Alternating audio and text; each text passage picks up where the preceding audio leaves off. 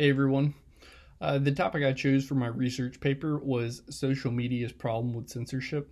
I chose this topic because one, I found it interesting, and two, I thought it was a really relevant topic given that social media has become more popular each and every single day. The issue that my paper really addresses is that censorship on social media is on the rise. And this isn't a gradual increase in censorship, but rather is a really dramatic increase in censorship. Um, the increase in censorship on social media can be largely attributed to the premature integration of artificial intelligence.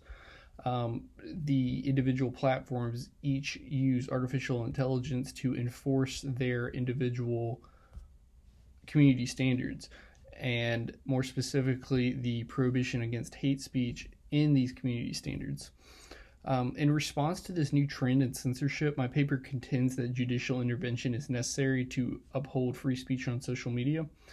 The intervention that my paper really argues in favor of requires the court to reconsider its public forum doctrine and tailor it so that it is applicable to a world with social media.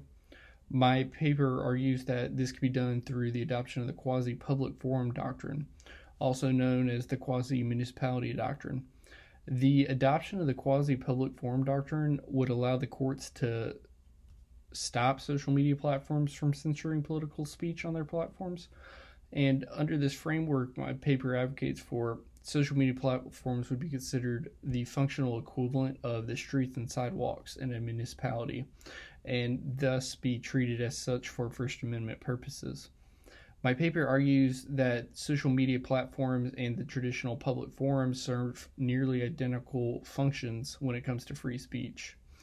Under this proposed framework, Facebook and the other major social media companies would be treated as state actors.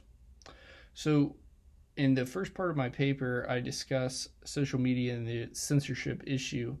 More specifically, it focuses on the societal and the political impact of social media. Then it shifts its attention towards the censorship practices. So, as I just said, the first half of my first section, I explained the origins of social media briefly. I did this to highlight how much it has grown in popularity since its coming about in the early 2000s. I also spent a good chunk of time explaining what Americans get out of social media, which is obviously one, connecting with friends and family, and another thing is it has become more and more prevalent that Americans are using social media as a source of news content. But most importantly, I explained how social media also serves as a forum for discussing politics and other matters of social importance. The second half of the first section, I spent discussing the findings of my research on the individual censorship practices. I started by explaining why social media platforms censor speech and what the basis of this censorship was, which was the individual's platform's community standards. All platforms I looked at, including Facebook, YouTube, Twitter, Instagram, Snapchat, and TikTok, all have community standards, and all of their community standards have a hate speech ban in them. After explaining this commonality between the platforms, I shift my focus to Facebook's censorship practices in particularly. I looked at Facebook specifically because Facebook is the largest of the platforms, and I believe it would serve as a good basis for getting a general idea of how all platforms conduct censorship. I really attempted to drive home the gravity of the issue with censorship in this section by showing how censorship has dramatically increased over a relatively short period of time. My research based on statistics published by Facebook showed that between May and June of 2017, Facebook deleted 288,000 posts a month.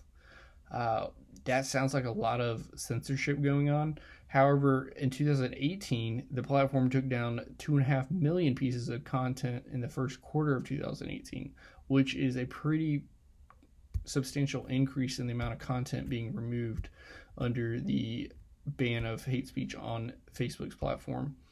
But that is just the tip of the iceberg because the most recent data from 2019 shows that Facebook took action on nearly no, took action on 7 million pieces of content on their platform, which is 3 times the amount it had taken in a, a year prior to that. So it's pretty obvious that the amount of content being removed is substantially increasing. I think it nearly tripled between 2017 and 2018, and then tripled again between 2018 and 2019. This increase can be explained in small part by the increase in content reviewers employed by Facebook. However, it really is a small part an explanation. However, the increase in workforce of a few thousand people doesn't account for tripling the amount of content being censored. My research really points towards AI as the likely culprit for the increased amounts of censorship. Despite Facebook admitting that the technology is not capable of accounting for things such as the intent or the context of speech, they still use it. My research shows without these capabilities, AI is incapable of distinguishing between political speech and hate speech, thus resulting in an increase in censorship of political speech rather than an increase in censorship of hate speech. And by hate speech, I mean hate speech as defined by Facebook, not as defined by me. Facebook's increasing reliance on AI to enforce its community standards is problematic because of the complexity of identifying hate speech on the platform. While replacing humans with AI to censor hate speech may seem as if it would prevent censorship bias, it has not. The only significant change seen was the amount of content being censored. While the censorship is less biased towards certain viewpoints, AI is incapable of considering intent of speech or the context in which it is spoken. Furthermore, AI technology is not a place where it can distinguish between what Facebook has defined as hate speech and the use of offensive terms outside of the context of hate speech. AI cannot distinguish between hate speech from various uses of offensive language that would not be considered hate speech under the community standards, such as satire. An individual speaking out against hatred by condemning someone else's use of offensive language, or situations involving the reclamation of an offensive term by a member of a protected class.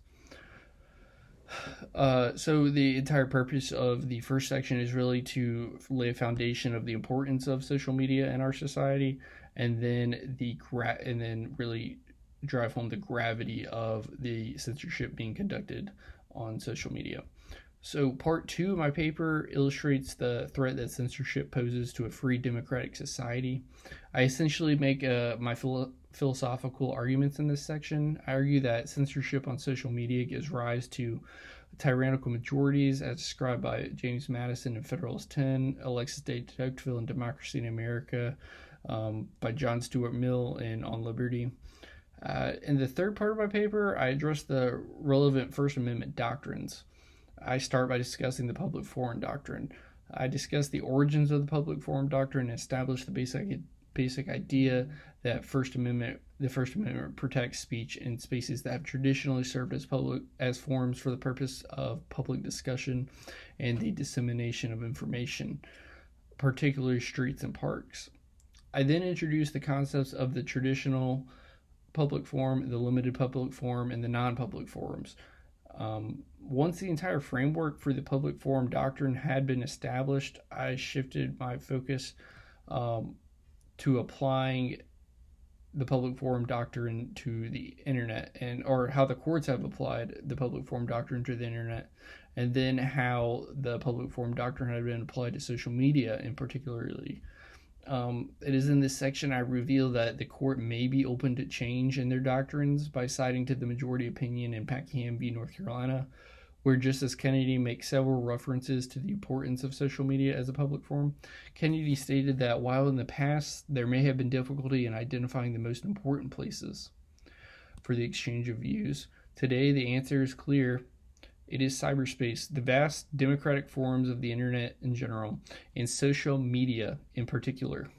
After discussing the public forum doctrine, I shifted my attention to the biggest obstacle to my argument, the state action doctrine. I started by exploring the state action doctrine and its evolution. Once I established a foundational understanding of the state action doctrine, I explored the exceptions to the state action doctrine. There are two main exceptions: entwinement and public function. The entwinement exception to the state action doctrine, also called the nexus exception, allows for a private person or private legal entity to be considered a state actor because he has acted together with or has obtained significant aid from state officials, or because his conduct is otherwise chargeable to the state.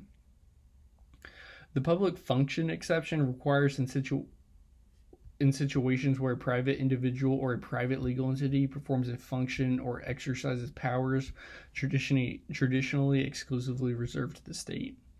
I concluded at the end of this part that the most plausible way to overcome the state action issue as it applies to censorship on social media is the public function exception, more specifically the quasi-public forum doctrine as established in Marsh v. Alabama and Logan Valley.